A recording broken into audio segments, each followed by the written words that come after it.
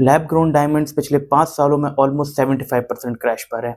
तो डायमंड कितने टाइप्स के हैं? 2 टाइप्स के, एक नेचुरल डायमंड्स जो माइनिंग से निकलते हैं और दूसरा जो लैब में बनते हैं।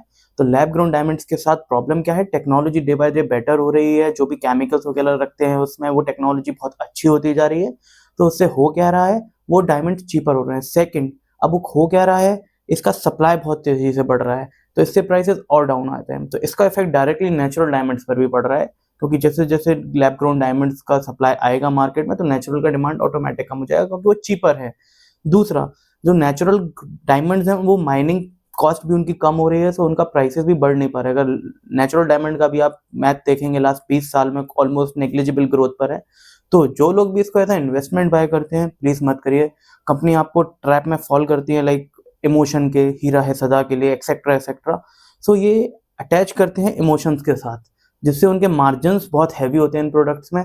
लाइक गोल्ड, उनके मार्जिन नहीं होते, तो आप कभी भी गोल्ड के लिए ऐड नहीं देखोगे, डायमंड्स के लिए ऐड देखोगे। सो अगर आप इसको एज अ लग्जरी ले रहे हैं, ओन इट। बट अगर आप इसको एज इन्वेस्टमेंट ले रहे हैं, नेवर ओन इट, क्योंकि इसका value day by day depreciate हो रहा है एज द डेटा सजेस्ट। और किसी भी चीज का प्राइस अप्रिशिएट होने के लिए 2-3 चीजें बहुत ईजिली होनी चाहिए। एक, उनका प्राइस स्टैंडर्ड होना चाहिए, डायमंड के केस में नहीं है। दूसरा, लिक्विडिटी होना चाहिए, नहीं है। आप अगर बैंक में जाएंगे, सोना रखेंगे, it will give you loan, but diamond के अगेंस्ट लोन नहीं देंगे। They will not give you a fair loan. So इसका मतलब क्या है? इस फेस्टिव सीजन आ रहा है, प्लीज अपने इमोशंस पे कंट्रोल रखिए। अगर आप लोग को गिफ्ट्स देना है, अगर आप उस एड से ड्रिवन होकर जा रहे हैं कि नहीं, मुझे अपनी गर्लफ्रेंड, मुझे अपनी वाइफ को डायमंड देना है, it will make more like be emotions.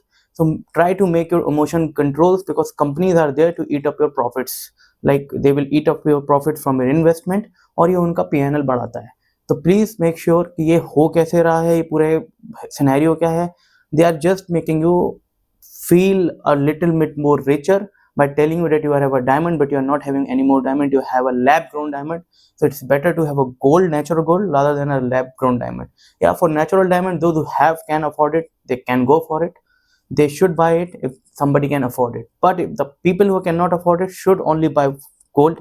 They should not like going for buy anyhow lab grown diamond, because in future lab grown diamonds we will be seeing at a very cheaper. It will never be a luxury.